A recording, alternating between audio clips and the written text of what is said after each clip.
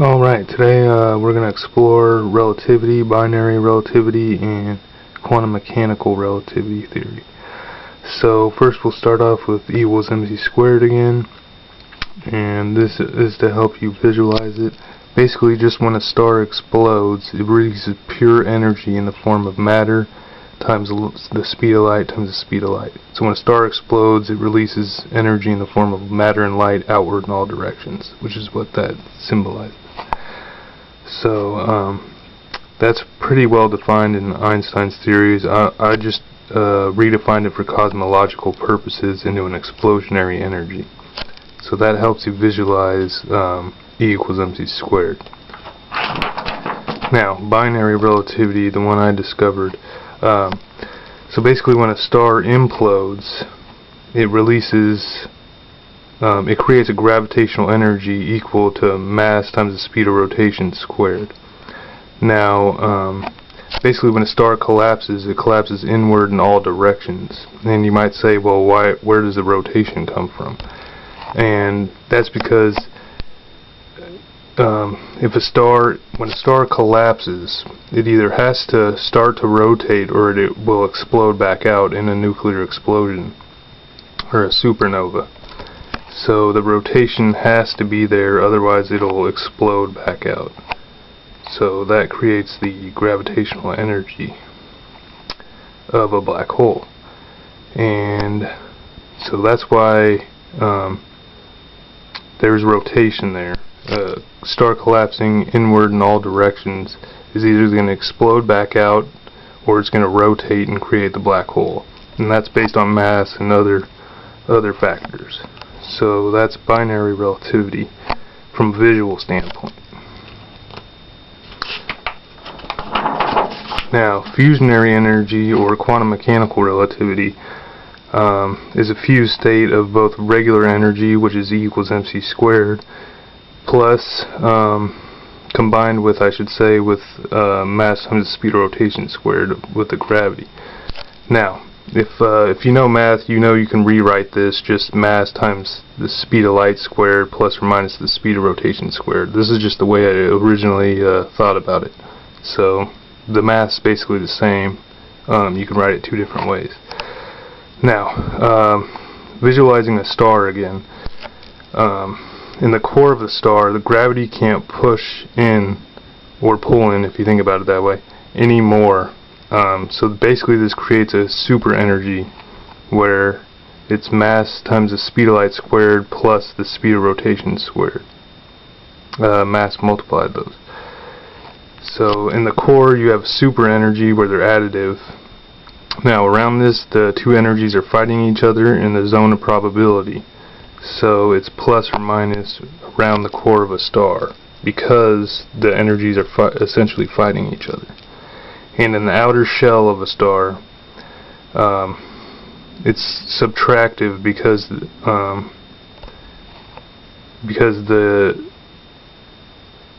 basically the math works out that way and says that it should be subtractive in the outer shell. And this makes basically a neutral form of the energy along with the other two other energies in the universe. It overall creates a neutral energy. So that's quantum mechanical relativity from a visual standpoint. And moving on, now the invariant mass of relativity, matter is equal to energy divided by the speed of light squared. So that that's one form of the mass. Now, of course, in binary relativity, you have the opposite effect, and I'm calling it negative matter just because it's opposite to relativity's matter, and that's equal to the gravitational energy divided by the speed of rotation squared. So basically there's two opposite forms of matter here, and this could be dark matter, or it could be antimatter, depending on certain conditions. I'm not 100% sure about that, but that's the invariant mass of binary relativity. Now, the invariant mass of quantum mechanical relativity, or fusionary energies, it's basically a fused state. It can be positive and negative, or neutral, depending on how you look at it, matter, and that's equal to fusionary energy divided by the speed of light squared plus or minus the speed of rotation squared. And that's a quantum mechanical relativity. Now, if we're thinking about in terms of protons, electrons, and neutrons, this would be like a neutron, but it also can apply to other smaller masses. Keeping in mind that speed of rotation squared could also mean speed of spin squared. So basically you could think about that like neutrons or another fused state of matter. You can think about this as an electron or a proton, maybe, depending on how you look at it. And you can think of this as the opposite, either a proton or electron. So basically one form of matter, the opposite form of matter, a fused state of matter. And that's the invariant masses. Now moving on to E equals mc squared divided by the square root of 1 minus v squared divided by c squared.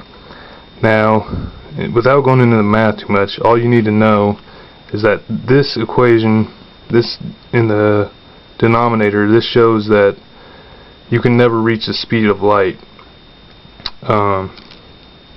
Because if you plug in the equations, let's say you could go the speed of light, 1 divided by 1, and 1 minus 1 is 0, square root of 0 is impossible, so that would be an error in the math. Now, I've gone around this part of the equation saying that you can never reach the speed of light using explosionary energies, like a nuclear explosion or other types of explosion. So that's what 1 minus v squared divided by c squared means from a logical standpoint and from a mathematical standpoint. It's impossible to go the speed of light because of that. Now, in binary relativity, to balance out the equations, the denominator is divided by, the denominator is the square root of 1 plus v squared divided by c squared, and there should be another parentheses there. But this basically shows that gravitational energy is either more powerful than the speed of light, which is fairly obvious, but you could also say it's faster than the speed of light, based on the math given. And if you don't like saying it's faster than the speed of light, then you can just say it's more powerful than the speed of light, because that bothers some physicists. And basically how I found this is the other two equations have to balance out. And this explains it mathematically, and it balances out the two energies. And also there's a problem with the gravitational force, the standard ones, in that there's no portion in the gravitational force set to a speed limit, really, because basically it's saying that the gravitational force can work instantaneously, whereas this is still set to the speed of light. So that could be important from a logical standpoint, because it's fairly unlikely that the gravitational force works instantaneously. But that's a separate issue. So this is just to understand the base math here. And that shows that gravitational energy is more powerful than the speed of light, or faster than the speed of light, with a black hole and whatnot.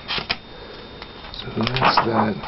Now the fusionary energy is equal to mass times the speed of light, or I should say the speed of light squared plus or minus the speed of rotation squared multiplied by the mass, divided by the denominator, which is the square root of velocity squared over c squared.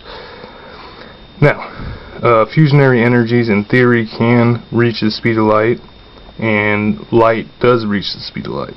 So that's why the 1 plus and 1 minus, they basically have canceled out from the other two equations and now appear in the numerator as a conditional plus or minus, going back to the original fusionary diagrams that was shown.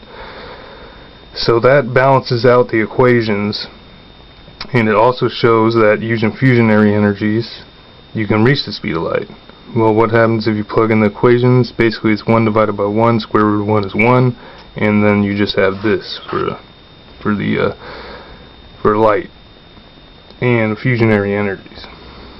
So essentially, if you could go the speed of light, you would essentially become a photon, and the denominator would become more or less obsolete. So that's fusionary energies from a visual and logical standpoint with the base math equations. And moving on, of course, a change in gravitational energy is equal to the change in mass. The triangle just symbolizes a change. So, and also a change in gravitational energy, of course, is equal to a change in the speed of rotation. And a change in gravitational energy is equal to a change in mass and or a change in speed of rotation. And the change in gravitational energy is also somewhat equivalent to the change in velocity. And the same is true for the fusionary energy. Okay, so you have a change, and that is directly proportional to the fusionary energy, and vice versa. So, and that can go on to here. Now, just in case it is possible, I'm not saying that it is or not, that the speed of light has changed over time. The equations still work, so you could potentially put that in if you wanted. So that is the energy equations. Now, going back to the original stuff, you can hopefully visualize it a little better and get an understanding of the terms I'm talking about. So, hopefully that clarifies some of it. If you have any questions, just drop a comment and I'll be sure to answer it to the best of my knowledge. And yeah, that's it. And remember, explore your world, explore your universe, and explore yourself. Alrighty, bye.